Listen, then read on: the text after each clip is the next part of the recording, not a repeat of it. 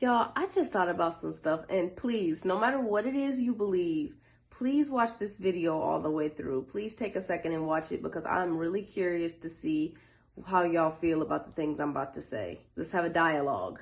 Let me turn this down a little bit. There we go. Okay, so I have been looking into the theory of evolution recently on both sides and just keeping an open mind about it and just listening, because I feel like in order to come to a conclusion about something or really form an opinion about something, you have to hear out both sides. So I'm not gonna go in on the theory of evolution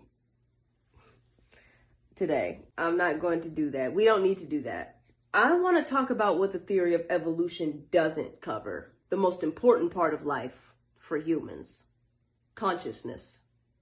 The theory of evolution doesn't cover consciousness. The theory that is evolution could only affect physical attributes, not consciousness. Science really doesn't know much about consciousness at all. I've realized they've looked into it, they've thrown around different ideas, and they have no idea. They don't. They kind of skirt around and they break dance around consciousness, but they really don't understand it and they can't explain it to us at all. Now, I know that certain scientists have suggested the idea that consciousness is a part of the brain itself, that it's a property of brain activity and linked to brain activity. The brain can evolve, is their point. So the consciousness just evolved with it. But if that's the case, how do we explain the many cases where people have died, been pronounced brain dead for extended periods of time? I just watched a video of this man that was dead for 20 minutes. He talked about his experience, first watching himself and looking down on his body, floating over his body, and then going to another place and it being the most peaceful thing he's ever experienced. And then God telling him, it is not yet your time. You have more to do. And sending his consciousness back to his body. Let me see if I can find his name. Hold on. His name's Scott Drummond. Now, that man that was pronounced dead for 20 minutes was a Christian. There's also an atheist man who died from drinking contaminated water in 1980. His name's Brian Melvin. He wrote a book that I'm about to read. It's coming in the mail. He was a militant atheist. He was like, no, God is not real. But he died, and he spoke of an experience of similarly was laying on the floor 1 minute in pain and then was looking down at his body the next. And he wore glasses. He was nearsighted, but he realized that he didn't have his glasses on and he could see clearly across the room. And this man also talks about his experience of first meeting Jesus and Jesus saying some things to him. Long story short, his experience was different than the first man's, but I'm excited to read this book. And he came back. Jesus sent his consciousness back to his body. If it is true that the consciousness is just simply tied up in some part of the brain and is connected to the brain activity, once you're brain dead, shouldn't your consciousness die with it? Your consciousness shouldn't be acting as like a separate entity to where it leaves your body, your physical body, but then comes back to it with no cause. You've been pronounced dead at this point. Nobody's messing with you. They've put a letter on your chest. It's done. And all of a sudden, you come back to your body, like what happened with the first man, with Scott. That wouldn't be possible if the consciousness is tied up in the brain itself. Once you're brain dead, your consciousness would be gone as well. But many cases have shown that that's not the case.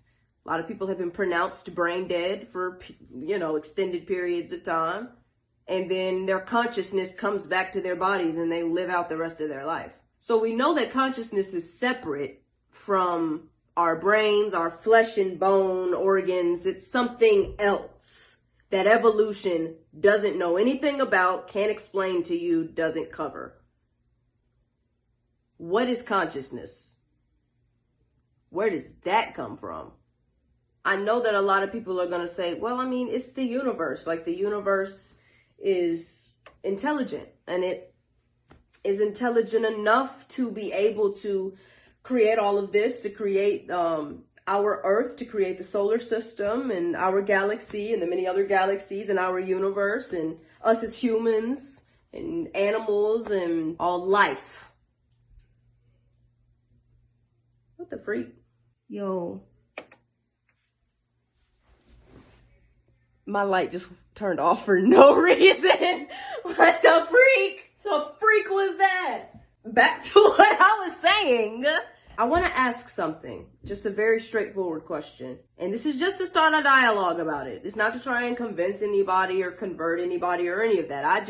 This is where I can talk about the things that mean something to me and that I'm curious about and I want to talk about. So, you cannot convince me or anybody else, I'm sure, that the universe has no sort of intelligence behind it being created. What's the main difference between giving that credit to the universe itself and giving it to the creator, God? What's the main difference? Because to me, the main difference is God holds us accountable. The universe doesn't. The universe just kind of did its thing, and then, okay, there you guys go. You live your life, and there's no real meaning to it. There's no, you came from the dirt, to the dirt you will return.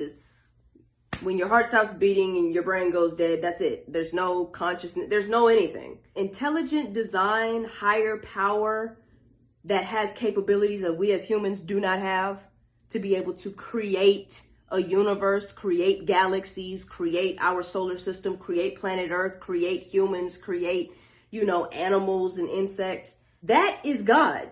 It's just a lot of times people take God's name out of it and they don't want to call it God. Like, for instance, if I drew something, if I made a sketch in my sketchbook, which is somewhere around here, and then I showed it to somebody and I was like, hey, look what I just sketched. And they were like, wow, look at this sketch. This sketch is so gifted. Look, this sketch is so talented. Look at how gifted this sketch is. It's like giving the credit of the sketch to the sketch itself as opposed to the artist that sketched it. If we just relied on the theory of evolution and say, okay, this is what gave us life, this is what put us here, we wouldn't have consciousness. It wouldn't exist. We wouldn't be different from each other. We would just look different physically. Consciousness makes us different from each other. It makes us alive. We can never say that we aren't alive, that we can't feel things. We feel love. We feel anger. We feel sadness and depression or anxiety. We feel happiness, excitement, surprise. Some of us like yellow more than purple. R&B more than pop. We like baggy clothes more than fitted clothes. We like our hair short more than we like it long. Like, we're alive and we're all different. Even twins, they could look exactly the same, identical twins on the outside. But are they the same? No. They like different foods. They like to dress in their own way. They like different genres of music or movies. One of them likes horror. One of them likes romantic comedies. They're different. They're not the same person. That's their consciousness. It takes time to handcraft us so that we are all different from each other. So that we're not, like evolution would tell us, lifeless zombies just walking around.